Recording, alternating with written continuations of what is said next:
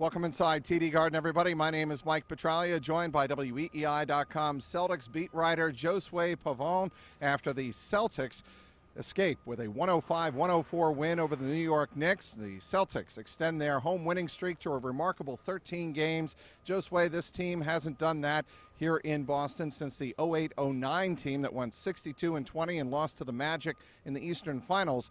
That team won 13 straight at home. A lot of people around this building, Josue, feel this team is on to something special, especially after they find a way to win a game against the Knicks in which they really didn't play well from start to finish. Right. It's resilience, Mike. Resilience. This team refuses to lose. I mean, you look at a stretch where they were able to outscore the Knicks 13-4 in those last couple of minutes of the game. And this is the same team that could barely hold on and lead for more than 2 minutes against this Knicks team. And give the Knicks some credit. I mean, a lot of these guys came to play. They had more than their starting lineup that finished in double digits. But the Celtics, at the end of the game, they don't give up. And I feel like that was the main focus of this entire fourth quarter as they were able to hold on and beat the Knicks. You were sitting next to me for the entirety of this game, and I said to you early on, it looked like the Celtics were kind of sleepwalking through that first half. And I don't know if it was necessary, looking back on it, as much sleepwalking as it was. The Knicks really did bring their A game. Carmelo Anthony was really kind of eating up Jay Crowder in the first half of this game, and that's really, no shame in that, because Carmelo Anthony, for all of the hype of the younger players in this league, he is still one of the premier players going in entering his mid-30s. Absolutely. He's still one of the top scorers, in my opinion. I mean, you look at that fourth quarter when they needed a shot, he hit a big shot. The Celtics obviously were able to respond to that, but that doesn't take away from the fact that he was able to hit that big shot and nearly won the game for the Knicks at the end of the game.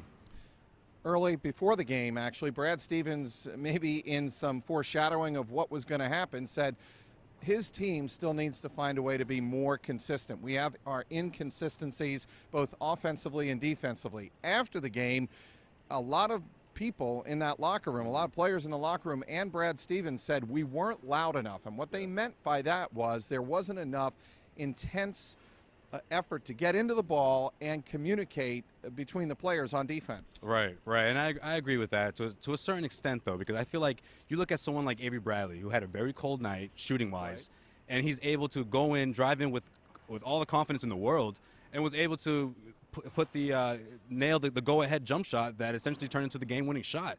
I mean, that's the kind of team that the Celtics are, regardless of how they're playing. Throughout the first 46 minutes, those last couple of minutes, they're not going to give up. And I think that you look at someone like Avery Bradley, he's a testament of that. Also, Evan Turner, a guy who played 12 minutes, the entire 12 minutes of that fourth quarter, showed that he was going to go inside regardless of how the Knicks were going to respond on the other end. And I think that his aggressiveness was a big reason why the Celtics were able to come back in that fourth quarter. And I think that they kind of threw the Knicks towards they weren't expecting the Celtics to come back like that. And I think that that is the story of this Celtics team, and that's been the story of the entire season. And it's interesting you say that, Josue, because Evan Turner after the game was asked about that very aspect of this team. The character of this team is that on any given night it's somebody different, and you hear that about a lot of winning teams. There's a lot of unselfishness going around, and that is something a young team without a true go-to guy, I guess you could call Isaiah Thomas that, as close to somebody like that they have. But this team really does depend on that unselfishness to really get through clutch situations like tonight. Absolutely. And you don't know who's going to be that big guy. I mean, you talk about Isaiah Thomas. Yeah, he had 30 points, but I mean, that last minute, it wasn't necessarily just him that was scoring those big shots. There's a lot of different guys on this team. Jay Crowder, another 20-point night for him. You got guys coming off the bench like Evan Turner. Tyler Zeller had a big night. I mean, that's a guy who was barely in the rotation about a few weeks ago. So I mean, that's the kind of depth that this team has.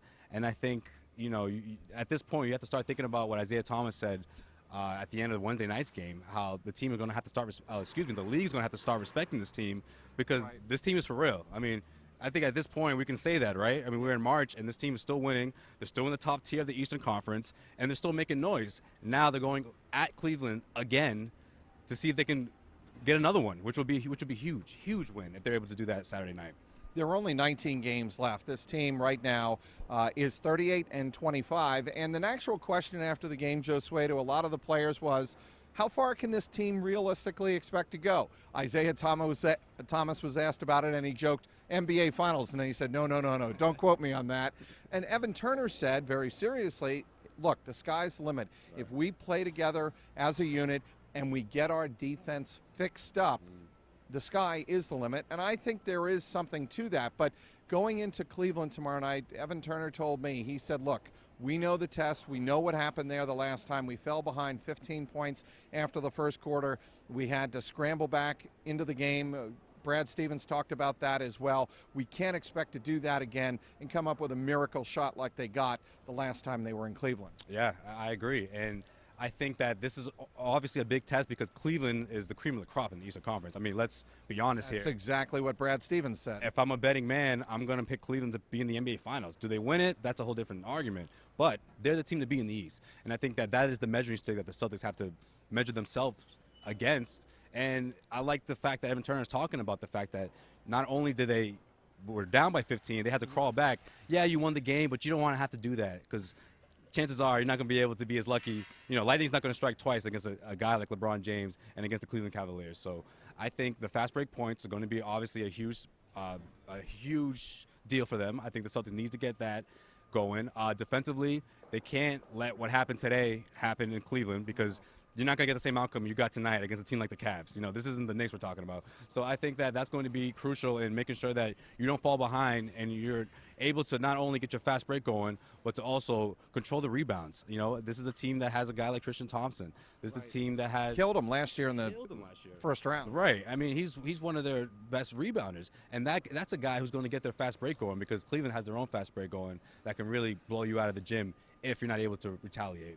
All right, that is a wrap for this Friday night. The Celtics survived the New York Knicks, do what they had to get out of town with a 105-104 victory. They are now 38-25, hot on the heels of the Toronto Raptors, who again won despite Damian Lillard's 50 points. They beat the Portland Trailblazers on Friday night in Toronto. So the Raptors are red hot. They're still 6 games ahead of the Celtics in the loss column atop the Atlantic Division. So the Celtics are going to have a lot of work cut out for them if they think they're going to catch the Raptors. But first things first, that's the Cleveland Cavaliers on Saturday night in Cleveland. Follow WEEI.com, the Green Street blog, for all your latest Celtics news. For Josue Pavon, I'm Mike Petraglia, inside TD Garden, WEEI.com.